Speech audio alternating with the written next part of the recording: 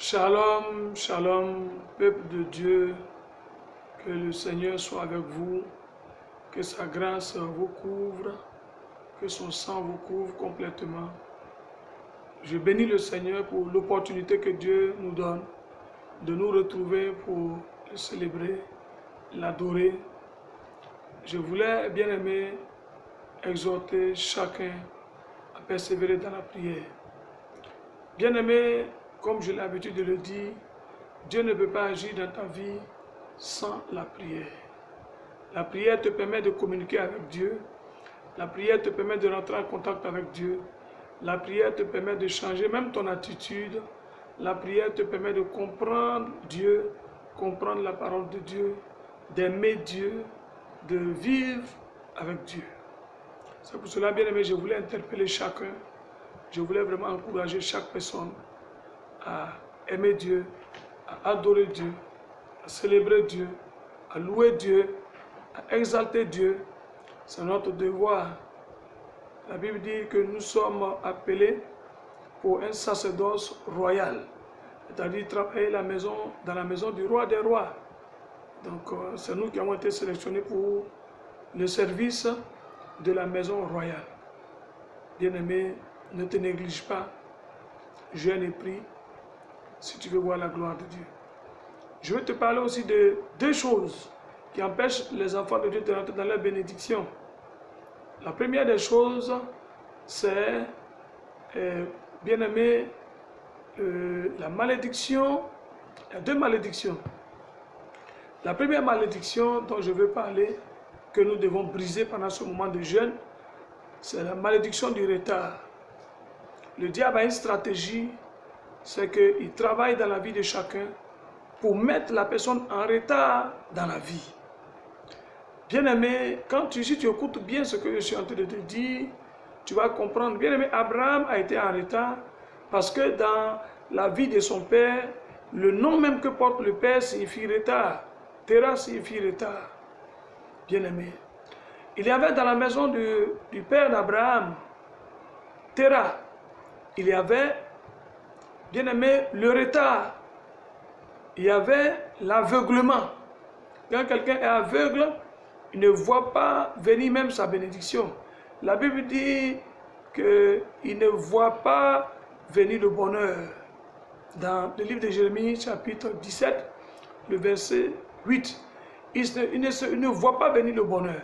C'est-à-dire quand tu vis la malédiction de l'aveuglement, tu ne peux pas discerner même ton fiancé, ton mari, ton épouse, ton travail, même ton adoration, même ton pasteur. Tu vas te mettre à chercher un pasteur ailleurs. Oh, Dieu t'a déjà fait venir au-devant de toi l'homme de Dieu qui doit te conduire. L'aveuglement fait tourner les gens en rond. Cela a fait qu'Abraham a tourné en rond. Il est allé dans la terre promise. Mais étant dans la terre promise, il ne savait pas qu'il était dans la terre promise, bien-aimé. Il s'est bâti une petite cabane dans la terre promise, sans savoir qu'il était déjà arrivé dans la terre promise. À cause de cette malédiction, qui est la malédiction de l'aveuglement. La malédiction du retard a agi dans la vie d'Abraham, ça l'a retardé dans la vie. La malédiction de l'aveuglement a aussi agi, et ça agit même dans la vie de plusieurs. Cette malédiction empêche même de prendre la bonne décision. Cela empêche beaucoup de prendre la bonne décision dans la vie. Et ils font des tours. Ils tournent dans des choses inutiles. Ils perdent le temps dans des choses à refaire. Bien-aimé. Souvent même tu peux être même avec ton épouse. Tu peux être même avec la femme de ta vie sans savoir que c'est la femme de ta vie.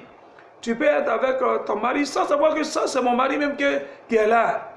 Parce que la malédiction de l'aveuglement, ça t'aveugle. Même dans les affaires, tu ne sais pas comment travailler, comment investir, dans quoi investir, parce que tu es aveugle.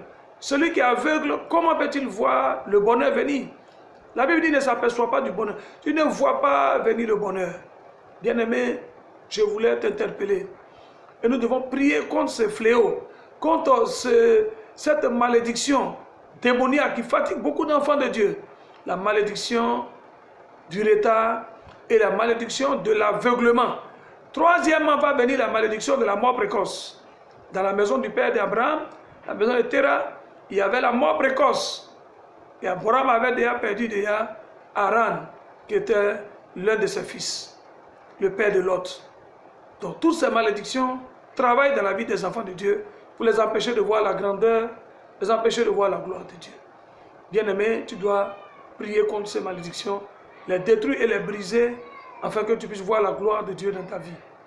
C'était juste une exhortation à te réveiller spirituellement, à ne pas dormir, à être sincère avec Dieu, à être engagé avec Dieu, à aimer Dieu, à le servir de tout ton cœur. Dans les livres de Deutéronome, la Bible déclare: tu aimeras l'Éternel ton Dieu de tout ton cœur, de toute ta force, de toute ton âme. Bien-aimés, servons Dieu. Si nous voulons voir la grandeur de Dieu, nous voulons voir la gloire de Dieu dans nos vies, attachons-nous à Dieu, attachons-nous à Dieu, attache-toi à Dieu. C'est le Seigneur. Adore Dieu. Ne te confie pas en l'homme. La Bible dit: maudit soit celui qui se confie dans l'homme. Il est comme quelqu'un qui habite dans le désert. La Bible dit le désert dans le livre de Jérémie, chapitre 17, verset 5. Il est comme celui qui habite dans le désert. Il ne voit même pas venir le bonheur, celui qui se confie dans l'homme.